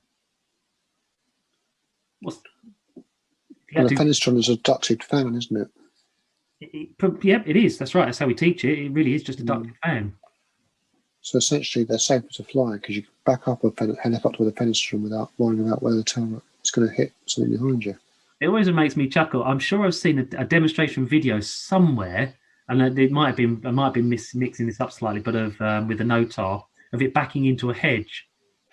But the idea is they sometimes sell the Fenestron that it's safer for ground crew to operate around because it's not protruding out from that vertical fin, so it's masked inside. But you shouldn't be around the back end there anyway, not that close. Not really, no. So okay, so we could argue that the Fenestron is slightly safer than a conventional tail rotor, but you've got to be pretty daft to be going around there anyway. And to be honest, if you backed a Cadbury into a hedge, it's probably going to end up in a crash anyway. So please don't go trying it, will you? I won't make a habit of that now. You generally have to rotate a Fenestron blade a lot faster than you do a conventional tail rotor blade as well. You do. So is that so? We're always interested in the for and against. So is that a good thing or a bad thing, or does it not matter, Chris? For noise, it matters a lot. Yeah, it does. So Fenestrons tend to have that classic howling noise. Yeah, and the other one is that Fenestron stall as well as the other one that they can be susceptible to, or older versions can be. Yeah, good. That's right. Older versions of them. Okay. It's also the case that it's a non-linear reaction of Fenestron blades to pedal movement compared to a conventional tail rotor. Yes, indeed. So if you were to think of, if you were to move a lever and the outcome of moving that lever was to make a reaction, if you think in the Cadbury, say it's not linear, you move the lever a small amount and, for instance, quite a lot happens. Then you move the lever a bit more and not a lot happens. And then you move the lever a bit more and then a lot more happens. So it's a little bit more along those sorts of lines. Now, Jonathan flies both Cadbury and Robinson, so he can compare the two. Does that non-linear reaction of the tail rotor or your pedals, does that cause a problem? Do you notice it? Is it not a problem? Does it matter?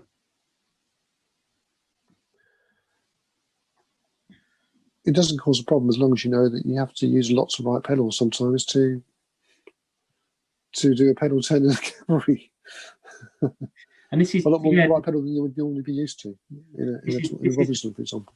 This is the sort of thing you sometimes hear, and I'm not saying Jonathan's wrong there, but if you take the Cadbury in the hover, in a nice steady hover, if you, from that position, if you push that right pedal, even just a couple of millimeters, it will produce a spot turn. So there's no dead spot as such. But what often happens, if you've already flown a Robinson, you're used to using your left foot, aren't you? And left foot forward, so left foot being the power pedal, so you're sitting in more of that left foot forward position, and not by a lot. Whereas in the Cadbury, it's a clockwise turning rotor, so everything's the other way around, as it were. So your right pedal sits forward, and it sits a lot more forward than what you're used to. So a Robinson or a anti-clockwise turning rotor pilot will often feel this a lot more than somebody that's just learned straight away on the Cadbury. So your feet already feel in a slightly unnatural position because your right foot's forward, and it feels like you're having to do a lot more work. In reality, from that position, the Fenestron is very, very powerful. With a small amount of extra application, it yaws around pretty fast to the right. Is there a difference to the maximum permissible rate of yaw between the two? There's nothing, Chris, in general aviation, in the civilian side of things, it's vague as to the limitations on the helicopter, crosswinds, slopes, all sorts of things, and there are no permissible yaw rates. It's not even mentioned. Because we had to clear 60 degrees a second for the Gazelle with its ducted fan, and the Hughes 500 can do over 100 degrees a second. Well, the Cadbury, only through the knowledge that other people have done it, and I've done it myself, you can go fast in them, and it's totally controllable. You can't stall the thing unless you start to slow the rotors down, but it's more about the efficiency of that Fenestron then. It's not necessarily the actual turn that's the problem, it's stopping the turn. Stopping the turn, yes. And if you use power pedal to stop the turn, then what happens? So it's known and it's demonstrated that full yaw rate, if you will, anti-clockwise, so like a Fenestron failure, for instance, so if you leveled the pedals, is 35 revolutions per minute, which doesn't sound a lot, but apparently is enough to put you on the side of the helicopter. You stick to the side centrifugally. Full right pedal, and it will cope with it. It will take 2 complete revolutions of 720 degrees to stop, but it will stop. It's good. It's very good. There's no air recirculation on the Cadbury. Bruno's done a good job of designing that ducting. It's got on the back side of it is sort of sculpted, so that the airflow, any airflow trying to return back round, actually goes down along the sculpting and joins the airflow on the other side of the vertical fin. Yeah, it's good. You literally, I hate to say it, but you almost can't lose control of it unless you start doing stupid things like slowing the rotors down and then trying to do the same experiment. Doesn't work. So what there have been is instructors and examiners that are very used to anti-clockwise turning 2-bladed rotor systems, and namely the Robinson in particular, slowing the rotors down and the tail rotor. Now, one of the things that Frank allegedly said is that he wants to make sure that his tail rotors will never run out of power, i.e. won't ever be able to not stop yaw under normal circumstances. And so in a Robinson, you can slow the rotors right down in the hover to the point where the main rotors begin to stall and you gently start to settle onto the ground. And you can still control the tail rotor. It's still got authority. Whereas the Cadbury, it's the other way around.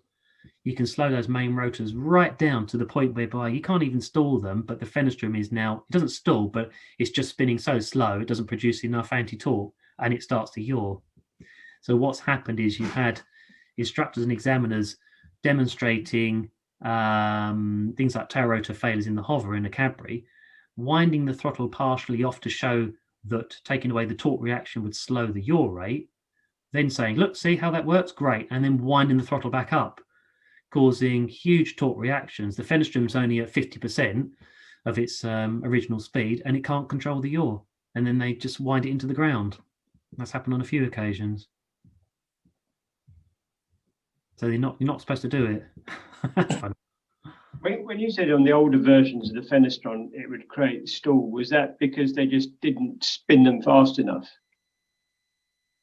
No, the design of the Gazelle tail is that you get part of the anti-torque reaction is as a conventional tail rotor would give it, and the other part of it comes from the design of the Fenestron. It's a duct. The duct itself develops lift with the air flowing over it.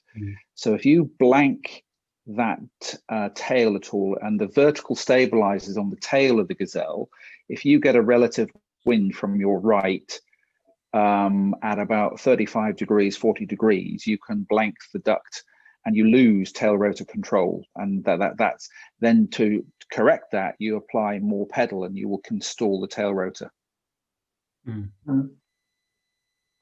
Okay. It's happened 2 or 3 times. Design, not mechanical. Yeah. So when you look at the size of the Fenestron on the Cadbury for the size and weight of the helicopter and the length of the arm that it sits on the tail boom, it's got good authority over it, no problems at all. I've literally not run out of pedal in the Cadbury, so it's pretty good. And certainly no sign. There's no evidence of any stalling. There's no issues in the Cadbury of any wind azimuth of any direction causing a problem whatsoever. It'll hover happily any direction of wind, any strength. I know I can vouch for it. I've done spot turns in a Cadbury in 42 knots of wind, and it will still do it, no problem at all. It starts to get a little bit sporting at that point, but it can cope with it. So it's a really good design. He's put all that he's learned over the years into that Fenestron, and it works really well. So if you hear anybody ever say that the Cadbury Fenestron has got a dead spot, there's no dead spot. It's just that you have to use a different pedal compared to what you might be used to, and it's not a linear scale of application to force produced. It's simple as that. And once you get used to that, if you've been a Robinson pilot, it's not a problem. And if you've learned from scratch, you know no different anyway. You sort of sit there and wonder what on earth we're talking about. So what else? So we're interested in the pros and cons of Fenestron and conventional tail rotors. So what are the pros of a Fenestron, apart from safer, potentially safer? Does it give you more aerodynamicism so that you can fly a little bit faster? Yes, not. I mean, yes, in the sense of not creating as much drag. Yeah, they're a bit more streamlined in forward flight because they don't. The blades themselves don't protrude out into an airflow, and I do believe part of the idea of the Fenestron in forward flight is you're not actually using it anymore. So if you take the Cadbury in particular, at around anywhere between say 70 and 100 knots, your pedal position is such you've got zero pitch on the blade, so they are just spinning round, and they are asymmetrical in shape, so they're not generating any lift when they're on zero pitch. So the only power they're absorbing is just the power required to spin them round at about 5,000 RPM. A reduced risk of foreign object damage. Yeah, absolutely, because they're not poking out. So should some poor pigeon go down the side of your aircraft, yeah, then they're not going to hit a tail rotor. So less risk of that, that's for sure. If that's the one you mean, Matt. Yep, good. What other pros are there then? They look better. Yeah, they look pretty cool, don't they? Yeah. Anything else? Sound, noise. Yeah, noise. Less of it. Yeah, they're very distinct and they sound noisier, but It's nicer sound, isn't it? Yeah, I mean, if you just taking the Cadbury, because that's what we're talking about and we fly as a whole, it's quieter than an R22 and then certainly quieter than an R44. And although you often hear people say, oh yeah, I know it's a Cadbury because I could hear the tail rotor, they can't hear it anywhere near. It's a lot quieter in the circuit, for instance. You can't hear them when they're flying around the circuit. With the Robinsons, you can hear them still. So it's considered a quieter helicopter. So the Fenestron noise footprint is a higher pitch. So it's not transmitted quite as far. That's my understanding anyway. All right, so any other pros of that Fenestron? Do they require any less maintenance as a piece of equipment? I'm just thinking about the sort of a weight and the size of a standard rotor. It's a pretty heavy piece going around, whether or not there's bigger strain on the mechanical parts. Yeah, if you take the Fenestron blades and the hub unit and all the rest of it, there are no ball bearings in there as such. So there's no bearings. So there's a lot less to wear out. The blades are attached by I need the diagrams really, but down the middle of the blade there's 10 slithers of spring steel, and that's bolted into the hub. So that's where the strength, that centrifugal strength of that blade is, from a single bolt holding it in position onto the hub, and then it just sits in some nylon bushes to facilitate that pitch change on the blade. So one would argue it's definitely less to maintain than there is on potentially a conventional tail rotor. In reality, I'm not sure there's that much of a difference. So also more efficient, right? It's a lot more efficient. For the most part, yes, definitely, yes, yeah, a lot more efficient. Downsides? Well, as we've already heard me saying, they're not so good at slower RPM. So if for some reason your rotors were to slow, then take the Cadbury. If you lose 30% of your rotor RPM, the rotors, it's not certainly down near sea level and average weights. It's no big problem. They're fine. They won't stall. There's not a problem. But the Fenestron will begin to struggle because you've lost a lot of RPM, and so the engine is still potentially producing just as much torque. It's just turning slower, but the Fenestron is turning slower, so it can produce a lot less anti-torque, and that's where the issues start to come from. Is that loss of control in lower RPM situations. So that's a bit of a downside, but under normal circumstances, you should never even get anywhere close to that. It's only when you're demonstrating things that could go wrong that it goes wrong.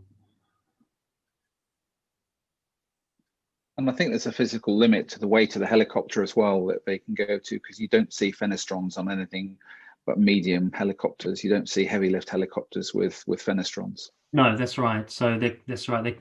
There comes a point of weight to power ratio, doesn't there, and energy absorbed to produce, and then suddenly they're clearly no more efficient. Have you seen the God, who's working on it? Is it Airbus that's working on it? The several electric fans look like little Fenestrons. That's the Bell 429. I was going to mention that. Yeah. It's an ugly looking thing, isn't it, back there? Yeah, but with an electric motor, does it not make it more that you don't get that problem? You can still control the speed independently of that. Yeah, I would assume, therefore, that's right. You can maintain full speed of the Fenestron irrespective of rotor RPM. Sure. But I suppose in forward flight, you can slow them down as well and use less energy.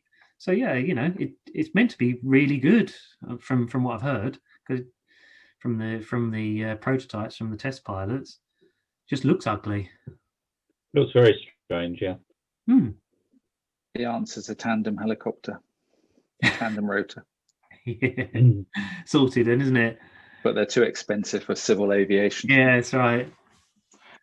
Chinook. Oh no. Yeah, the Chinook. 100% of your power goes to vertical lift. It's why it's so effective. But it just blew my mind that when you make a transition and you're doing advanced transitions, if you transition sideways, you get more. You get translational lift on both rotors earlier, and that is weird. Brilliant. Good for clearing those obstacles, though. Just go sideways. Certainly is. And it's just like in civil, there's hardly any limit to sidewards to sidewards movement and that at all. I like the wording. It's demonstrated. Yeah, it's been demonstrated in winds of up to 17 knots, for instance. Yeah, that's so the limit. Why isn't there a Chinook version of the R22? Bloody hell! Can you imagine? Yes. I think cost, development, weight, all sorts. That poor little engine turning 2 sets of rotors are doing so. I think you're going back to the days where, what was it, Hannah Reich flew one in Germany. Yes. That's the closest you'll get. Okay. There was some amazing pictures. I think was it last year, beginning of last year? I can't remember, of the army using a Chinook to help some people in a flooded area, and this thing was hovering about a meter above the water or something, and a bloke was hanging out the back of the side, and obviously talking to the pilot. And I don't know whether they were dropping sandbags or they were picking them up or something like that. But I mean, it was just sitting there just above the ground. Incredible to see that size of a machine acting with such precision, if you like. Yeah, but the Chinook is a 4-man crew as well, so you've got 2 loadmasters in the back. And as a driver of a Chinook, you are purely that. You are putting the aircraft where they want it to be. And because you've got the tandem rotors, it allows you to have 3 hooks underneath, and that's where the Chinook came into its own over the Puma. A conventional helicopter, they generally only have 1 hook. So you could carry 3 sets of sandbags. 4.5 CFG on a Chinook is just amazing. I bet. And you can. It's a big helicopter. You can do precision stuff with it. It's just got a mammoth downwash, and that's what you have to be careful of. They were reinforcing the dams and riverbanks and things, weren't they? I remember seeing that with the sandbags. Yeah, that was in the flood, wasn't it? Last year? Yeah. They were literally just that's why they were being so precise, because they were having to drop the bag, weren't they? Precisely where the banks were, where it was being washed through. It might be impressive. I'm just quickly trying to get back or finish off with that Fenestron versus tail rotor, conventional tail rotor. Hopefully you can hear the Fenestron, certainly in my view, there's very few downsides to it. It's all pluses for the most part. I really like it. I don't have any problems with it at all. No issues whatsoever. And as long as you teach the student to have a good understanding of what it's doing and how it's doing it, when the Fenestron itself comes into play and when it doesn't. So really we're only using the Fenestron for the most part for hovering and those sorts of maneuvers. In forward flight, it's barely doing anything. But that doesn't mean to say there's anything wrong with a tail rotor, conventional tail rotor. Take the Robinsons, they work really well. Very, very good, very strong, very powerful. Yes, they stick out, so you could say they're slightly more susceptible to foreign object debris damage, etc., bird strikes, but it's still highly unlikely. But they do have a little bit of a trait that if you take a Robinson R22 hovering and you allow the wind to come from around about a 10 o'clock position onto the nose of the helicopter at around about a wind strength of about 12 knots, something happens. What happens? Spins. It does. It's Go on, Jonathan. Is that the loss of tow rotor effectiveness? Yeah, they get LTE, loss of tow effectiveness, and without any input from you, it will yaw sometimes quite rapidly to the right. Now, in some of the older helicopter designs, this caused a major problem because it was a little bit like a Gazelle in some ways. Once it yaws, you probably can't get out of it. So some helicopters, some early Bells, Jet Rangers, especially operating at high altitudes, where the air's thinner, once that LTE starts, you can't stop it. That's it. It just spins round into the ground. And the Robinsons, it does happen. And this is where Frank, where whole company, having put a big tail rotor at the back there, he said he didn't want this to happen to his helicopters. You can't get away from the LTE. You can't stop that from happening. But what you can do is make sure you can recover from it. So as the helicopter begins to yaw and that tail rotor starts to move round, it goes into a much cleaner air and you can get a better bite on it and you can bring it back again. But it's well worth knowing because you often see, as an instructor, I often see poor students sitting there with the wind coming. You can see it's going to happen. They start to yaw, the wind hits them around 10 o'clock, 11 o'clock, it's bang on 12 knots and they're losing control of it, struggling to keep it in the hover. And the next thing they say to you, of course, it's very windy today. And you say, well, it's only 12 knots. Not that much. Why don't you point it into wind properly? So there's a real sort of downfall, if you will, of that conventional tail rotor. In a Robinson, it means you might hover in a very untidy fashion if you let it come from that angle, possibly in something heavier, bigger, or high altitude. That could be a major problem. That could be an accident waiting to happen. So, of course, ideally you're aware of it. You don't allow that to happen. You don't allow that wind to strike from that particular position. Okay. What other pluses or minuses are there of a normal tail rotor?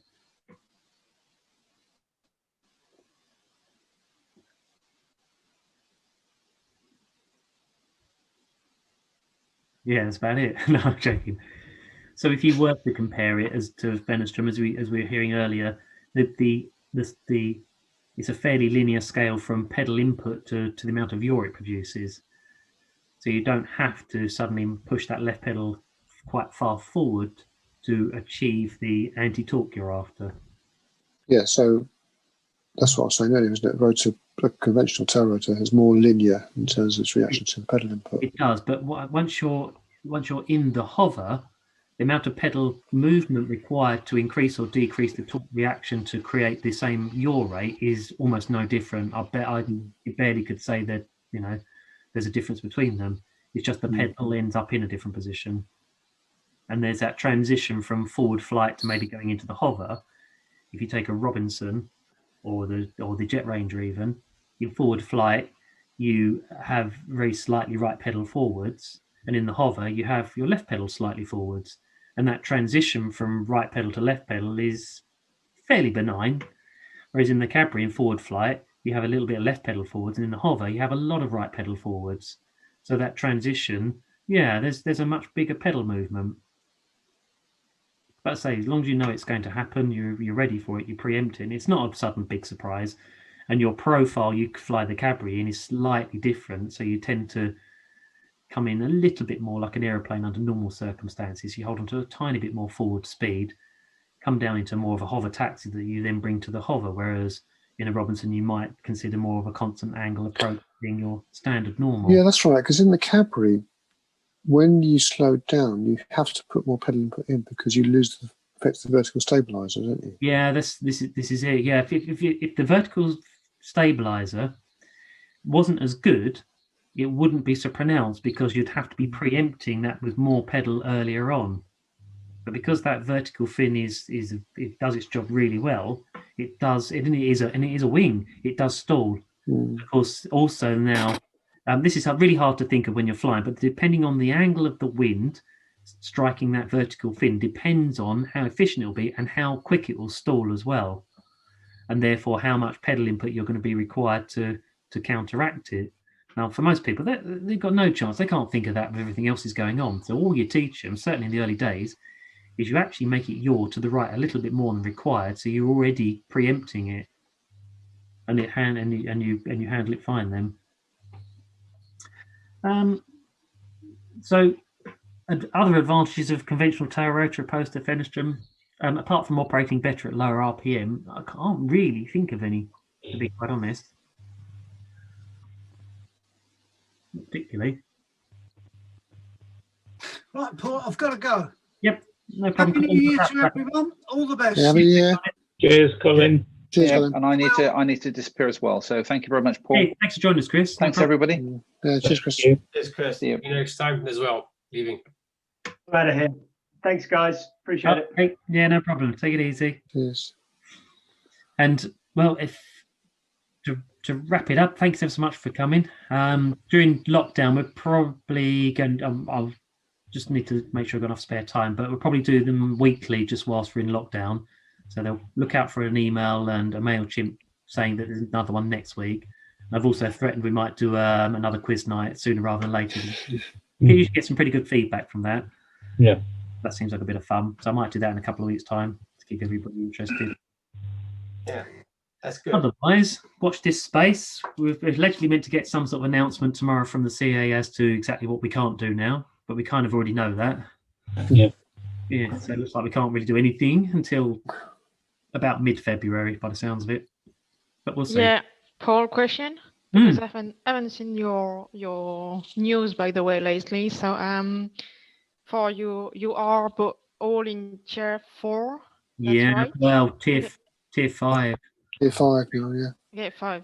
So, and there is a end date for the moment, or is there? I don't think it's a specific date. It's threatened that it's mid-February. Yeah, at the earliest. Yeah. Mid-Feb at the earliest. Okay, cool. Fine. So, good luck for that. I mean, yeah, we're not far off anyway, so don't worry. Yeah. All right, well, take care. Stay safe, Sophie. Yeah. Yeah, you all. Yes. You all, guys. Thank you. It's all right. Yes. If I don't see you before, I'll see you hopefully at the next evening ground school. And we'll probably go back to the usual. We'll make it a specific topic. Okay. And take it from there. But any questions in the meantime, please give us a call, email, text. No problems. Thank you, Paul. It's all right. Thanks, guys. Good to see Thanks, you Paul. all. Bye-bye. Everyone. Happy New Year. Bye. Cheers. Bye. Bye. Bye. Bye. Bye. Bye. It's like the Waltons.